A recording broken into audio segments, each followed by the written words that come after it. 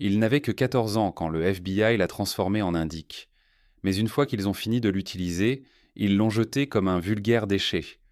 Comment un adolescent passe de vendeur d'armes aux côtés de son père à devenir le plus jeune informateur de l'histoire du FBI pour finalement passer plus de 30 ans derrière les barreaux? Voici l'incroyable histoire vraie de White Boy Rick. Nous sommes en 1986 à un salon d'armes à Toledo, dans l'Ohio. Rick Wersch Jr., un adolescent, examine des fusils d'assaut AK-47 en vente. Il négocie avec le vendeur quand il remarque un détail. L'arme présente des caractéristiques propres aux AK-47 fabriqués en Égypte, pas au modèle russe que le vendeur affirme proposer. Le vendeur lui dit de dégager, See a little fat man in Ray-Bans back here? mais le père de Rick, Richard Wersch Sr., intervient. Il confirme avec précision les observations de son fils et menace d'alerter la sécurité, affirmant que le vendeur a presque vendu une arme à un mineur. Grâce à ce coup de pression, les Wershey repartent avec une excellente affaire, des armes achetées bien en dessous de leur valeur. Retour à Détroit en 1984. La ville est ravagée par l'épidémie de crack, en plein cœur de la War on Drugs. Rick Senior est un père célibataire en difficulté. Il élève seul 2 adolescents. Il fabrique des pièces d'armes et vend des armes illégalement pour s'en sortir, même s'il rêve un jour d'ouvrir un vidéoclub. You and I are gonna open up a video store, Rick. Quand ils rentrent à la maison, ils surprennent Dawn, la sœur de Rick, dans une situation compromettante avec son petit ami. Dawn ne supporte plus la vie familiale et finit par s'enfuir avec lui. Cela laisse Rick Senior seul avec son fils Ricky. Rick Senior embarque Ricky dans le business. Ensemble, ils vendent 2 Kalachnikov égyptiennes équipées de silencieux à Johnny Lilman Curry, un gangster local.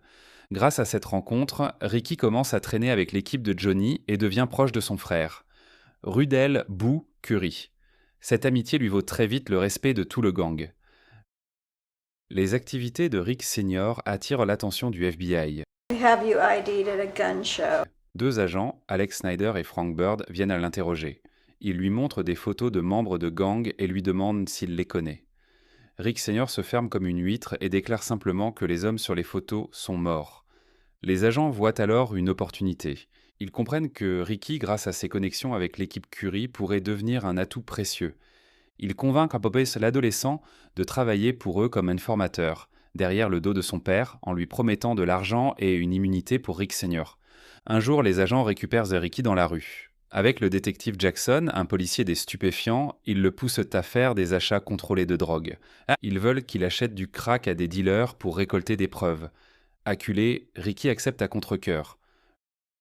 Le FBI demande à Ricky de vendre de la drogue pour maintenir sa couverture. Ils lui fournissent cependant de la cocaïne et lui ordonnent de la revendre pour mieux s'intégrer au milieu criminel. Ricky commence à gagner de l'argent réel. Il se laisse happer par ce nouveau style de vie extravagant et acquiert une crédibilité de vrai dealer. Plus tard, Ricky accompagne le gang pour choisir leur smoking pour le mariage de Johnny avec Cathy Volsan, la nièce du maire. Johnny parle à Ricky de respect et l'invite subtilement à se joindre à eux pour l'événement. Ricky assiste au mariage et y rencontre Art Derrick, un baron de la drogue venu de Miami. Sur le chemin du retour, Ricky est avec ses amis, Nug, Boo, Freaky Steve et Ed, lorsqu'il croise des filles du lycée. Ricky interpelle Brenda Moore, sa crush, et l'invite à les rejoindre. Ils finissent dans un drive-in où Ricky se rapproche de Brenda. À la maison, Rick Senior trouve des milliers de dollars cachés sous le lit de son fils. Furieux, il exige des explications. Une fissure s'ouvre alors entre le père et le fils. Une nuit, alors que Ricky retrouve Dawn dans un diner, la voiture de leur grand-père est volée sous leurs yeux. Ricky et Dawn tirent sur le véhicule en fuite. Ils sont arrêtés, mais leurs contacts au FBI les font sortir presque immédiatement. Johnny devient suspicieux. Comment un gamin peut-il sortir de prison aussi vite? Johnny emmène Ricky et toute l'équipe à Las Vegas pour un match de boxe. Johnny devait avoir des places au premier rang grâce à Léon Lucas, un de ses clients. Mais en arrivant, il apprend que les places ont été données à un chef de gang rival. Lors de l'after-party, ce rival parade devant Johnny. Furieux, Johnny fracasse Blackhead, l'ami du rival, à coups de bouteilles de champagne. De retour à Détroit, Johnny ordonne une fusillade visant la maison de Léon Lucas. L'attaque a lieu, mais ce ne sont pas Léon qui est touché, ce sont ses enfants. Un jeune neveu de Léon est tué. Ricky apprend alors une information bouleversante. Les armes utilisées lors de la fusillade étaient les AK-47 qu'il avait vendues avec son père. Dévasté, il se retire et tente de se rapprocher de son père. Johnny commence à penser que Ricky est un indique. Il envoie un membre du gang chez lui. L'homme tire sur Ricky, le blessant gravement à l'abdomen, juste dans sa cuisine. Ricky s'effondre. À l'hôpital, l'agent Snyder vient lui parler. Elle lui dit que le FBI a maintenant assez de preuves pour faire tomber tous les repères de Johnny. Johnny knows we have an informant. Mais elle demande à Ricky d'oublier la fusillade et de ne pas porter plainte. En échange, ils abandonneront toutes les charges contre son père. Ricky accepte. Nous sommes en 1986. Un petit garçon vient prévenir Ricky. Son ancienne petite amie, Brenda Moore, a eu une fille nommée Keisha. Ricky est le père. Ricky et Rick Senior vont rencontrer l'enfant et tombent instantanément sous son charme. Peu après, Ricky et son père retrouvent Dawn dans un squat. Ils l'arrachent de cet enfer, Rick Senior portant sa fille en pleurs et en crise de manque. Ils l'enferment dans sa chambre pour qu'elle se désintoxique. Ce sont des jours horribles. Dawn hurle, se tord de douleur, vomit. À chaque repas, elle jette la nourriture sur son père. Mais après des jours atroces, elle finit par se rétablir complètement. En 1987, un an après la chute de Johnny et la fin de la mission pour le FBI, Ricky retourne vendre du crack. Il reprend la place laissée vacante par Johnny. Et commence même une liaison avec Cathy, la femme de Johnny. L'argent afflue. Ricky gagne assez pour réaliser le rêve de son père. Rick Senior ouvre enfin son vidéoclub. Mais soudain, le FBI arrête Ricky. Il est inculpé pour possession de drogue avec intention de distribuer.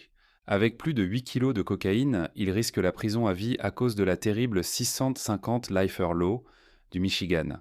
Ses anciens handlers du FBI n'ont publiquement l'avoir jamais connu. En privé, ils promettent de réduire sa peine s'il coopère sur une dernière opération. Ricky, désespéré, accepte. Avec l'aide de Cathy, il organise une grosse transaction.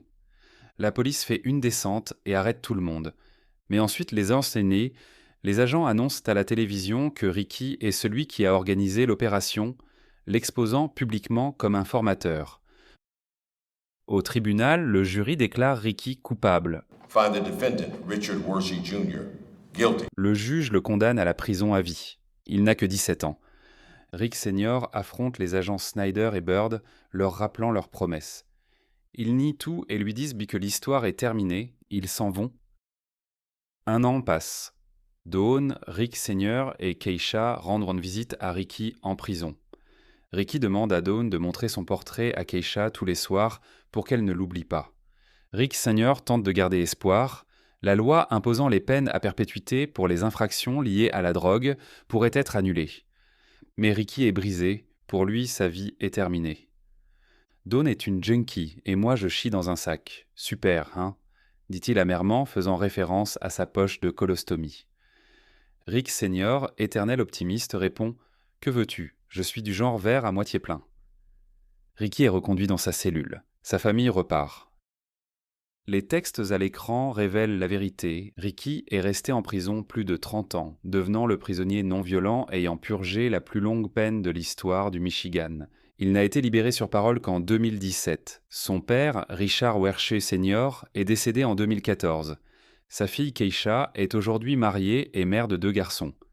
Un enregistrement audio du vrai Rick Wershe Jr. se fait entendre où il parle de son temps en prison et de ses espoirs pour l'avenir. Ainsi se termine l'histoire de White Boy Rick. Un gamin de 14 ans, recruté par le FBI, utilisé, abandonné, puis condamné à passer plus de 3 décennies en prison. Pendant que les criminels qu'il a aidés à faire tomber ont purgé des peines bien plus courtes, Rick Wershe Jr. est devenu un dommage collatéral oublié de la guerre contre la drogue. Si cette incroyable histoire vraie vous a plu et que vous voulez encore plus de récaps de films choquants et fascinants, n'oubliez pas de vous abonner, de laisser un like et d'activer la cloche pour ne rien rater de la suite.